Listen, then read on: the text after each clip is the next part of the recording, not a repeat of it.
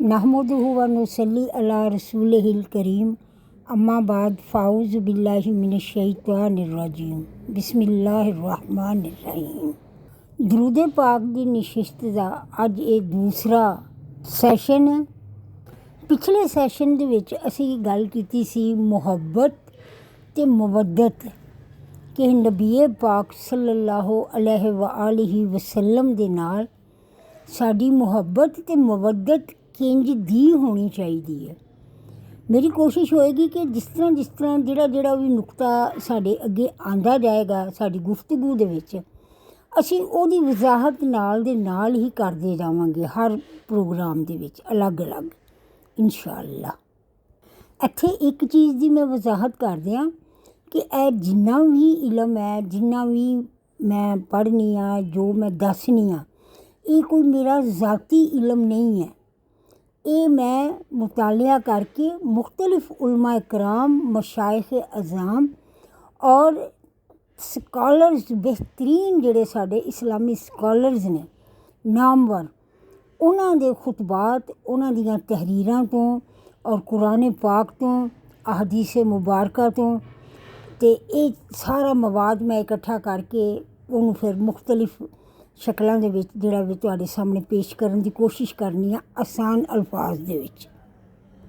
इहदे विच किधरे कोई कमी कोताही हो जाए तो मेरी तरफों माजरत कि मैं जिहड़ा वे इहदे ते कोई वो मेरा दावा नहीं है वे कि जी यह मेरा इलम जिहड़ा ना बड़ा ही परफेक्ट है। मेरा मकसद सिर्फ एक है कि हजूर दे गुलामां नूं हजूर दी उम्मत नूं हजूर दी मुहब्बत दे विच सरशार होने का तरीका समझा सकां जिहड़ा मैं जिंदगी तो सीखिया है। मेरा सबक जिहड़ा वो एक जिंदगी जिहड़ी है ना ये ओ मैनूं सबक जिहड़ा दिता है ना मैं वो सबक अगे डिलीवर करन दी अगे तुहाडे तक बच्चियां तक पहुँचाने की कोशिश कर रही हाँ। अल्लाह ताला दी ज़ात मैनूं इस काम दे विच इस मकसद दे विच कामयाब करे और तुहाड़ियां दुआवां ते तुहाड़ी कोशिश नाल शामिल हाल हो जाए। उलमा कराम दे नज़दीक मुहब्बत तो बगैर तो जिंदगी गुजारी जा सकती है पर मवद्दत तो बगैर जिंदगी ख़त्म हो जाती है। मिसाल के तौर पर मच्छी पानी दे विच मुहब्बत दे नाल नहीं रहिंदी मवद्दत दे नाल रहिंदी है। क्यों कि अगर उन्होंने पानी तो वखरा कर लिया जाए तो वो तड़प तड़प के मर जाती है। हाँ यह एक होर बड़ी वड्डी गल मैनूं याद आ गई।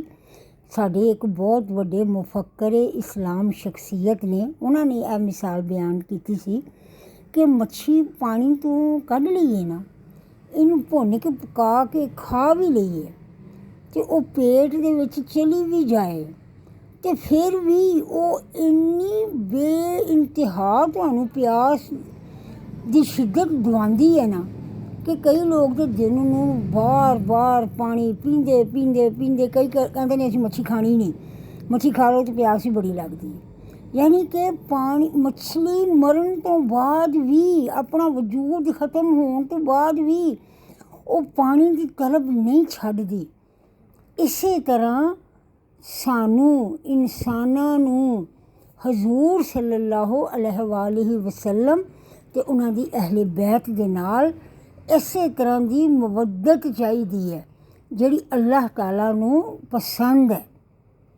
सूरह शूरा दी आयत नंबर 42 ते 43 इन्हां दे विच रब्बे करीम दी ज़ात फरमा रही है अपने नबी करीम सल्लल्लाहु अलैहि वसल्लम नूं कि फरमा दिओ कह दिओ कि इस तबलीग जिहड़ी है ना जिहड़ी मैं तुहाडे अल तबलीग रिसालत कर रहा मैं इहदे विच तुहाडे कोलों कोई उजरत नहीं मंगदा इहदा मैं कोई तुहाडे कोल मुआवजा नहीं मंगदा पर मेरी कराबत ते अल्लाह दी कुर्बत कराबत तो मुराद हजूर सल्लल्लाहु अलैहि वसल्लम दे नाल तमाम जुड़े खूनी रिश्ते जिहड़े उन्हां दे नाल जुड़े हुए ने वो मुराद ने ते अल्लाह दी कुर्बत अल्लाह ताला दा जिहड़ा कुर्ब हासिल ਕਰਨਾ ਚਾਹੁੰਦਾ ਹੈ, ਜਿਹੜਾ ਅੱਲਾਹ ਦੀ ਨਜ਼ਦੀਕੀ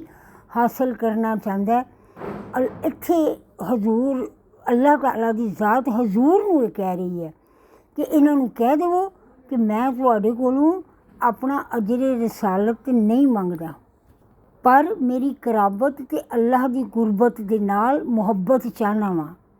ਔਰ ਜੋ ਸ਼ਖਸ ਨੇਕੀ ਕਮਾਏਗਾ ਅਸੀਂ ਉਹਦੇ ਵਾਸਤੇ, ਯਾਨੀ ਇੱਥੇ ਮੁਰਾਦ ਹੈ ਅੱਲਾਹ ਦੀ ਜ਼ਾਤ, ਕਿ ਅੱਲਾਹ ਖੁਦ ਆਪਣੀ ਜ਼ਾਤ ਨੂੰ ਮੁਖਾਤਬ ਕਰ ਰਿਹਾ ਕਿ ਅਸੀਂ ਉਹਦੇ ਵਾਸਤੇ ਉਖਰਵੀ ਸਵਾਬ, ਆਖਰਤ ਦਾ ਸਵਾਬ ਵਧਾ ਦੇਵਾਂਗੇ।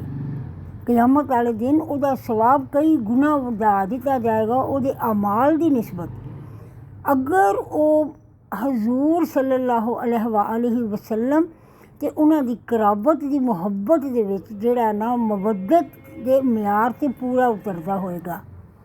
ਬੇਸ਼ੱਕ ਅੱਲਾ ਬੜਾ ਬਖਸ਼ਣ ਵਾਲਾ ਅਤੇ ਕਦਰਦਾਨ ਹੈ। ਦੇਖੋ ਕਿੰਨੀ ਵੱਡੀ ਖੁਸ਼ ਨਸੀਬੀ ਹੈ ਕਿ ਅੱਲਾਹ ਦੀ ਜ਼ਾਤ ਆਪਣੇ ਆਪ 'ਤੇ ਫਰਜ਼ ਕਰ ਲਿਆ ਬਖਸ਼ਣਾ ਆਪਣੇ ਬੰਦਿਆਂ ਨੂੰ, ਅਤੇ ਨਾਲ ਹੀ ਫਰਮਾ ਦਿੱਤਾ ਹੈ ਕਿ ਮੈਂ ਬੜਾ ਹੀ ਕਦਰਦਾਨ ਹਾਂ। ਕਦਰਦਾਨ ਉਹ ਹੁੰਦਾ ਜਿਹੜਾ ਤੁਸੀਂ ਥੋੜ੍ਹੀ ਜਿਹੀ ਵੀ ਮਿਹਨਤ ਕਰੋ ਨਾ ਅਤੇ ਉਹਦਾ ਬਹੁਤ ਜ਼ਿਆਦਾ ਤੁਹਾਨੂੰ ਜਿਹੜਾ ਨਾ ਵਾਪਸੀ ਜਿਹੜਾ ਨਾ ਸਿਲਾ ਬੜਾ ਵੱਡਾ ਦੇ ਦੇਵੇ ਕਿ ਭਾਈ ਉਹ ਬੜਾ ਵੱਡਾ ਕਦਰਦਾਨ ਹੈ। ਭਾਈ ਮੈਂ ਨਿੱਕਾ ਜਿਹਾ ਕੰਮ ਕੀਤਾ ਸੀ, ਵੇਖ ਉਹਨੇ ਮੇਰੀ ਕਿੰਨੀ ਕਦਰ ਕੀਤੀ ਮੇਰੇ ਕੰਮ ਦੀ, ਉਹਨੇ ਤਾਂ ਮੇਰੀ ਗੁੱਡੀ ਅਸਮਾਨੇ ਚੜ੍ਹਾ ਛੱਡੀ ਹੈ। ਇੱਥੇ ਰੱਬ ਕਹਿ ਰਿਹਾ ਕਿ ਮੈਂ ਬੜਾ ਕਦਰਦਾਨ ਹਾਂ। ਕਿਹਦਾ? ਜਿਹੜਾ ਹਜ਼ੂਰ ਸੱਲੱਲਾਹੁ ਅਲੈਹਿ ਵਸੱਲਮ ਦੀ ਮਵੱਦਤ ਦੇ ਵਿੱਚ ਸਾਬਤ ਕਦਮ ਹੈ। ਮਵੱਦਤ ਮਰ ਕੇ ਵੀ ਨਹੀਂ ਟੁੱਟਦੀ, ਮੁਹੱਬਤ ਜ਼ਿੰਦਗੀ ਦੇ ਵਿੱਚ ਵੀ ਖ਼ਤਮ ਹੋ ਜਾਂਦੀ ਹੈ। ਮੁਹੱਬਤ ਕਦੀ ਹੈ ਅਤੇ ਕਦੀ ਨਹੀਂ ਹੈ। ਮੁਹੱਬਤ ਹਾਲਾਤ ਦੇ ਨਾਲ ਨਾਲ ਆਪਣਾ ਮਿਆਰ ਬਦਲਦੀ ਰਹਿੰਦੀ ਹੈ, ਲੇਕਿਨ ਮਵੱਦਤ ਜਿਹੜੀ ਹੈ ਉਹ ਕਿਸੇ ਵੀ ਹਾਲਾਤ ਦੇ ਵਿੱਚ, ਕਿਸੇ ਵੀ ਸੂਰਤ ਦੇ ਵਿੱਚ ਉਹ ਕਦੀ ਵੀ ਆਪਣਾ ਰੁਖ ਨਹੀਂ ਬਦਲਦੀ। ਉਹ ਹਮੇਸ਼ਾ ਜਿਹੜੀ ਹੈ ਉਹ ਮਰਨ ਤੋਂ ਬਾਅਦ ਵੀ ਉਸੇ ਸ਼ਿੱਦਤ ਦੇ ਨਾਲ ਕਾਇਮ ਦਾਇਮ ਰਹਿੰਦੀ ਹੈ। ਅੱਲਾਹ ਤਬਾਰਕ व ਤਆਲਾ ਸਾਨੂੰ ਸਮਝ ਕੇ ਅਮਲ ਕਰਨ ਦੀ ਤੌਫੀਕ ਅਤਾ ਫਰਮਾਏ। ਮੇਰੇ ਅੱਲਾਹ ਤਾਲਾ ਨੇ ਜੋ ਫਰਮਾਇਆ ਉਹ ਸੱਚ ਹੈ, ਸਦਕ ਅੱਲਾਹੁਲ ਅਜ਼ੀਮ, ਅਤੇ ਮੈਂ ਉਹਦੇ 'ਤੇ ਈਮਾਨ ਲਿਆਂਦਾ।